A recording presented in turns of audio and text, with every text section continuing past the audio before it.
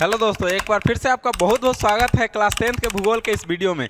दोस्तों, आज से हजारों हजार साल पहले के लोग जो थे वह जंगल में रहा करते थे, वनों में रह कर के ही अपना जीवन यापन पूरा करते थे। लेकिन क्या आपने कभी सोचा है कि ये वन कितने प्रकार के होते हैं, कौन कौन से वन होते हैं? तो चलिए आज के इस वीडियो में हम आपको बताते हैं। दोस्तों, मेरा नाम है अभिषेक कुमार और आपका स्वागत है ध्यान लाइन 10 के इस धमाकेदार वीडियो में। तो दोस्तों, आज के इस वीडियो में हम आपको बताएंगे वन के प्रकार से लेकर के वन्य प्राणी तक।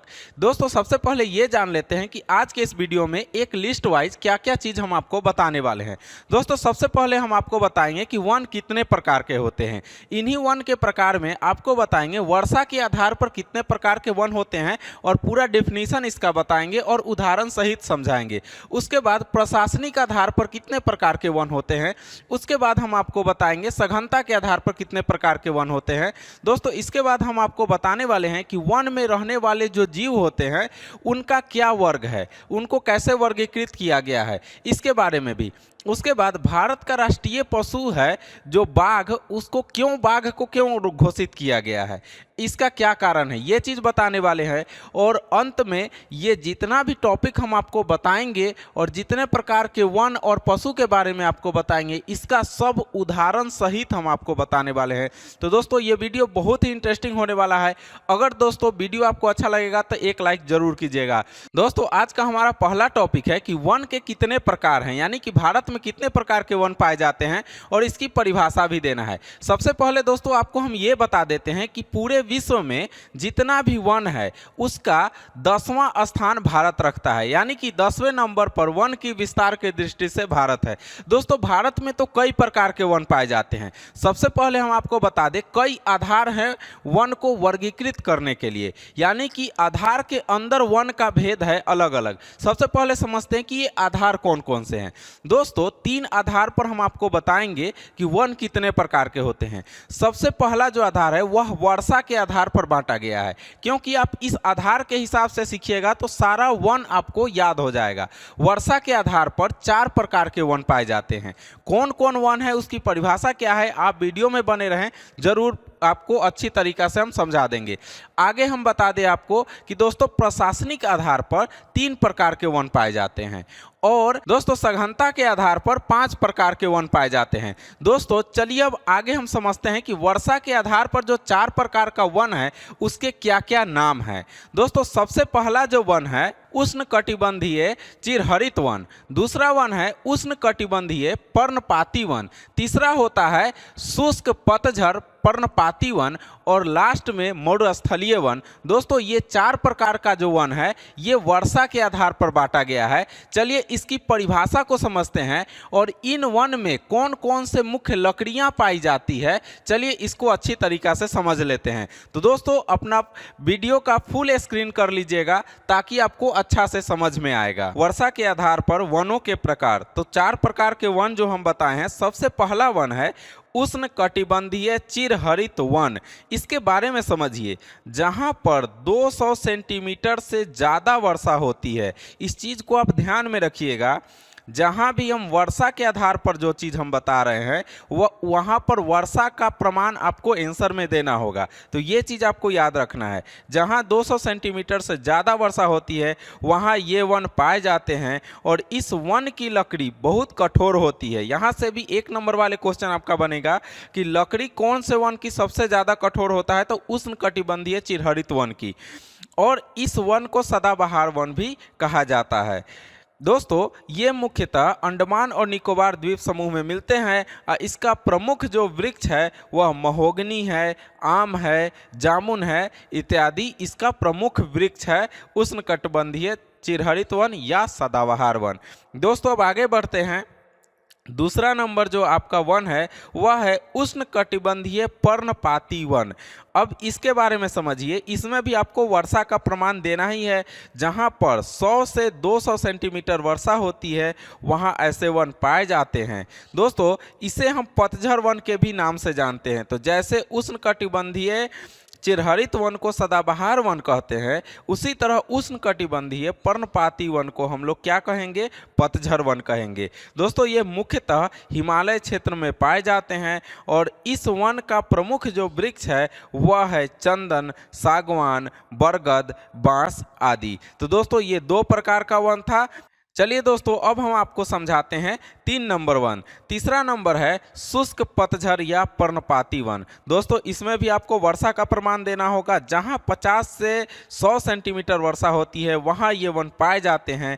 इन वनों में पेड़ों के साथ झाड़ियां भी मिलती है। तो दोस्तों 1 नंबर वाला क्वेश्चन यहाँ से भी आपका बन रहा है कि कौन से ऐसे वन है जहाँ पर पेड़ों के साथ ज़्यादातर झाड़ियां मिलती है? तो ये शुष्क पतझड़ या पर्णपाती वन हम इसको बोलेंगे। दोस्तों इस वन में की पेड़ों की जो लंबाई होती है वह 10 सेंटीमीटर से ज़्यादा नहीं होता, यानी कि ज़्यादा लंबा पेड़ 10 मीटर से ज़्यादा पेड़ नहीं होता है।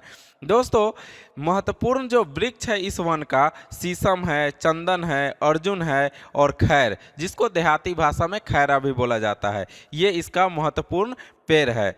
चलिए अब आगे समझते हैं 4 नंबर जो मरुस्थलीय वन था। दोस्तों मरुस्थलीय वन जहां पर 50 सेंटीमीटर से कम वर्षा होती है, यानी कि नाम ही है मरुस्थलीय। मरुस्थलीय का मतलब होता है जहां पर वर्षा न हो, इसी तरह मरुस्थल हो, ये वन पाए जाते हैं। इसे शुष्क वन भी कहते हैं और ये मुख्यतः राजस्थान में मिलता है, पंजाब में और हरियाणा में इस प्रकार के वन पाए जाते हैं जहां पर अधिक वर्षा नहीं होती है। दोस्तों अधिक वर्षा न होने के कारण यहां पर शीशम अच्छा हो जाता है, महोगनी अच्छा हो जाता है और एक और पेड़ का नाम है आबनूस। दोस्तों आबनूस अगर आप जानते हैं कि यह किस प्रकार का पेड़ होता है तो हमें कमेंट में ज़रूर बताइएगा। तो चलिए दोस्तों अब हम आगे बढ़ते हैं। मेरा अगला टॉपिक है कि प्रशासनिक आधार पर वन को कितने भागों में बांटा गया है। दोस्तों सबसे पहले समझ लीजिए कि प्रशासनिक आधार क्या होता है।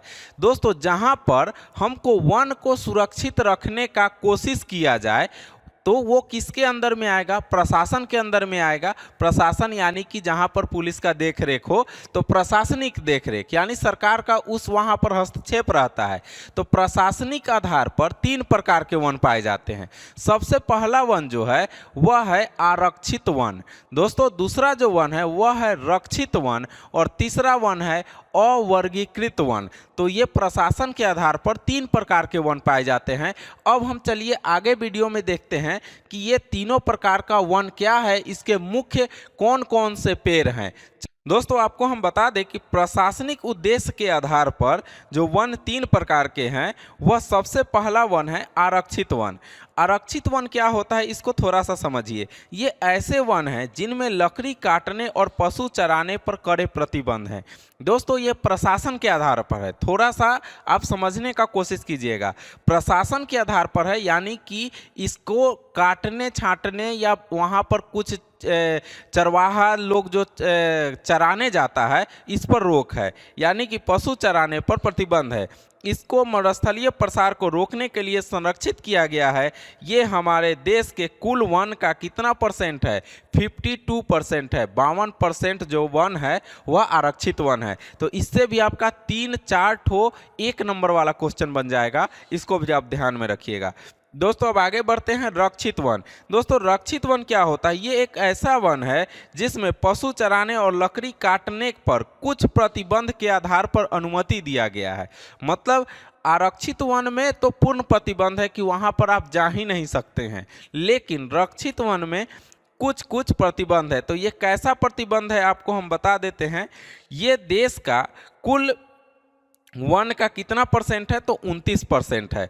तो पहले हम आपको बताएं रक्षित वन, पहले आरक्षित वन, उसके बाद रक्षित वन। हम आगे बढ़ते हैं अवर्गीकृत वन बताते हैं। दोस्तों अवर्गीकृत वन जो ये 2 वन ऊपर का हम बताए हैं इससे बिल्कुल उल्टा है, यानी कि एक ऐसा वन है जिसमें पशु चराने और लकड़ी काटने पर कोई भी प्रतिबंध नहीं है, लेकिन इस वन का उपयोग करने पर सरकार को कुछ टैक्स देना होता है। ये हमारे देश का कुल कितना है, तो 17% है। तो दोस्तों आपको ये तीनों वन के बारे में पता चल गया, लेकिन इसमें जो सबसे इम्पोर्टेंट है वह है आपका आरक्षित वन, जो कि 92% है और इसको सरकार अपने अंडर में, अपने कंट्रोल में रखा है। चलिए दोस्तों अब बढ़ते हैं हम अपने नेक्स्ट टॉपिक की। दोस्तों अब हमारा अगला टॉपिक है कि सघनता के आधार पर कितने प्रकार के वन होते हैं। सघन का मतलब समझ लीजिए, सघन का मतलब होता है कि घनत्व तो उसका कितना कम है, यानी कि जैसे कि मेरा ये दो हाथ है तो ये दोनों अलग अलग है कि नहीं, दूरी ज़्यादा है, लेकिन ऐसे कर दे तो नज़दीक, जैसे ऐसे कर दिया जाए तो इसका दूरी ज़्यादा है और ऐसे कर दिया जाए तो दूरी कम है, यानी कि पेड़ ज़्यादा जंगल वाला कौन सा वन है। तो ये जो सघनता का आधार पर है वह 5 प्रकार का वन होता है। दोस्तों इसका सबसे पहला वन का नाम है अत्यंत सघन वन, दूसरा है सघन वन, तीसरा है खुले वन, चौथा है झाड़ी नुमा वन और पांचवा है मैंग्रोव वन। तो दोस्तों ये 5 प्रकार के वन है सघनता के आधार पर। चलिए फुल स्क्रीन में वीडियो को कीजिए और ये पांचों प्रकार का वन को अच्छा तरीका से समझ लेते हैं। दोस्तों जैसा कि आप देख रहे हैं सघनता के आधार पर 5 प्रकार के वन हम आपको बताए हैं, जिसमें सबसे पहला वन है अत्यंत सघन वन। दोस्तों अत्यंत सघन वन को अच्छे तरीका से समझिएगा, क्योंकि यह घनत्व बताता है, यानी कि दूरी बताएगा आपको कहाँ पर कितना दूर है, तो ये भूमि आपको याद रखना होगा। दोस्तों भारत में अत्यंत सघन वन का जो विस्तार है वह 65 लाख हेक्टेयर भूमि पर है और ये मुख्यतः अरुणाचल प्रदेश, नागालैंड, त्रिपुरा, हिमालय आदि में पाए जाते हैं। दोस्तों इस वन में वृक्षों का जो घनत्व है वह 75% से अधिक है, यानी कि सबसे ज़्यादा जो जंगली इलाका है वह अत्यंत सघन वन है। दोस्तों अब हम आगे बढ़ते हैं अपना दूसरा नंबर। तो दूसरा नंबर में है सघन वन, यानी कि भारत में इस वन का विस्तार जो है वह 74 लाख हेक्टेयर भूमि पर है, यानी सघन वन का जो विस्तार है वह 74 लाख हेक्टेयर भूमि है और ये मुख्यतः कहाँ कहाँ मिलते हैं, तो जम्मू कश्मीर, मध्य प्रदेश और उत्तराखंड आदि में पाए जाते हैं। दोस्तों जैसा कि हम ऊपर बताए हैं आपको कि अत्यंत सघन वन 75% से अधिक है, उसी तरह सघन वन का जो घनत्व है वह 60% से अधिक है। तो दोस्तों ये चीज़ को आप याद रखिएगा, क्योंकि 1 नंबर वाले जो क्वेश्चन हैं, जो ऑब्जेक्टिव क्वेश्चन होते हैं, वह इन्हीं से निकलते हैं। चलिए अब चलते हैं अपने तीसरे नंबर क्वेश्चन की तरफ। तो दोस्तों तीसरा नंबर था आपका खुले वन। तो खुले वन क्या है, भारत में इस वन का विस्तार लगभग 2.75 करोड़ हेक्टेयर भूमि पर है और ये वन मुख्यतः असम, उड़ीसा, कर्नाटक और तमिलनाडु आदि में पाए जाते हैं। दोस्तों अगर इन वृक्षों का घनत्व की बात हम करें, इन वन के वृक्षों का घनत्व तो 24% से अधिक है, यानी कि उतना भी नहीं है। तो दोस्तों अब बढ़ते हैं अगले वन की तरफ। तो अगला वन हमारा था झाड़ी नुमा वन। दोस्तों नाम से ही झाड़ी नुमा लग रहा है आपका, जैसे कि भारत में इस वन का विस्तार 2.50 करोड़ हेक्टेयर भूमि पर है और ये वन मुख्यतः राजस्थान में पाया जाता है। मतलब कि आप एक तौर से समझ लीजिए कि जहाँ पर कम वर्षा वाले क्षेत्र होते हैं वहाँ पर झाड़ी नुमा वन पनपता है। ये वन कुल भौगोलिक क्षेत्र का मात्र 7% है। कितना है, मात्र 7%। दोस्तों अब आगे बढ़ते हैं मैंग्रोव वन, जो कि सबसे लास्ट वन है, इस सघन वन का सबसे लास्ट है सघनता के आधार पर। तो दोस्तों मैंग्रोव वन जो है वह भारत में इस वन का विस्तार 5000 वर्ग किलोमीटर में है, यानी कि ज़्यादा नहीं है। ये वन मुख्यतः गुजरात में मिलते हैं, आंध्र प्रदेश में मिलते हैं, केरल में मिलते हैं। इस प्रकार के वन को तटीय वन भी हम लोग कहते हैं, यानी कि मैंग्रोव वन का एक और नाम है तटीय वन। दोस्तों ये कुल भौगोलिक क्षेत्र का मात्र 5% है, या 5% से थोड़ा मोड़ा ज़्यादा होगा। तो दोस्तों इस प्रकार से सघनता के आधार पर 5 प्रकार का जो वन था वह आपको हमने अच्छे तरीका से समझा दिया। दोस्तों अब हमारा टॉपिक है कि भारत के वनों में रहने वाले जो जीव जंतु हैं, जो प्राणी हैं, उनको वर्गीकृत करना है, यानी कि भारत में जंगल जो है उसमें कौन कौन से प्राणी अभी निवास करते हैं और उसके बारे में बताना है। तो सबसे पहले जैसे हम वन के बारे में आधार बताए हैं, उसी तरह प्राणियों को भी सबसे पहले आधार के अनुसार हम विभाजित करते हैं, फिर हम बताएंगे कि उस आधार के अंतर्गत कौन कौन से प्राणी हैं। दोस्तों, भारत में देखा जाए तो अनेक प्रकार के वन हैं और उसमें अनेक प्रकार के जीव जंतु रहते हैं, अनेक प्रकार के प्राणी रहते हैं। तो दोस्तों, सबसे पहला जो प्राणी है वह शाकाहारी प्राणी, उसके बाद मांसाहारी प्राणी, उसके बाद कुतरने वाला प्राणी, यानी कुतरने वाला, इनको वर्गों में हम विभाजित कर रहे हैं, इसको अच्छे तरीका से समझिएगा। उसके बाद जल थलचर प्राणी और अंत में सरकने वाला प्राणी। तो दोस्तों, ये जो 5 प्रकार का हम लिस्ट बताए हैं, इसके आधार पर जंगल में रहने वाले जीव जंतुओं को हम बांटेंगे। तो आप वीडियो बहुत ही इंटरेस्टिंग होगा और आपको पता चलेगा कि हमारे जंगल में कौन कौन से प्राणी रहते हैं। तो जैसा कि आप जानते हैं कि भारत के वनों में अनेक जीव जंतु असंख्य मात्रा में है, यानी कि बहुत ज़्यादा मात्रा में है। इसको अच्छा से हम लोग कैसे समझे, इसके लिए हम कई प्रकार के प्राणियों को अलग अलग वर्गों में विभाजित किए हैं। तो जैसे सबसे पहले प्राणी के बारे में हम आपको बताए थे, शाकाहारी प्राणी। तो दोस्तों, वनों में कुछ शाकाहारी प्राणी भी रहते हैं, जैसे नीलगाय, जंगली बकरा, गैंडा और हाथी जैसे जो प्राणी हैं वह शाकाहारी प्राणी के अंतर्गत आते हैं।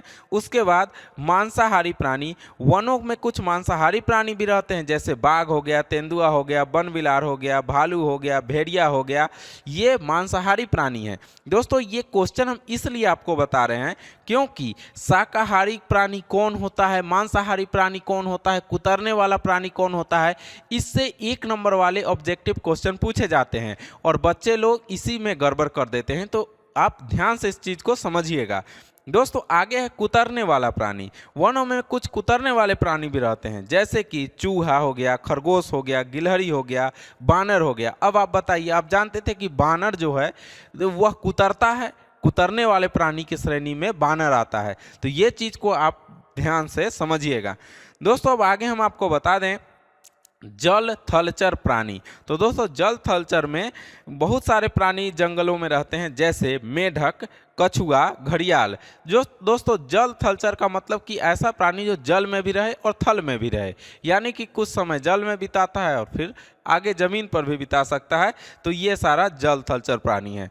अब आगे हम आपको बताते हैं सबसे अंतिम जो है वह है सरकने वाला प्राणी। तो दोस्तों, सरकने वाला प्राणी बहुत सारे हैं, जिनमें से हम आपको बता देते हैं, जैसे छिपकली हो गया, सांप हो गया आदि, ये सब जो हैं वह सरकने वाले प्राणी के अंतर्गत आते हैं। दोस्तों, एक चीज़ और हम आपको बता देते हैं, जैसा कि हमने आपको वीडियो के पहले ही बताया था कि भारत को छोड़कर बाघ किसी और देश में मिलता तो है, लेकिन अधिक मात्रा में नहीं मिलता है। और विशेष तौर पर दुनिया जो है बाघ और सिंह के लिए भारत पर ही नज़र दौड़ाते हैं, यानी कि पुराने समय से ही भारत में बाघ और सिंह ज़्यादा मात्रा में मिलते थे।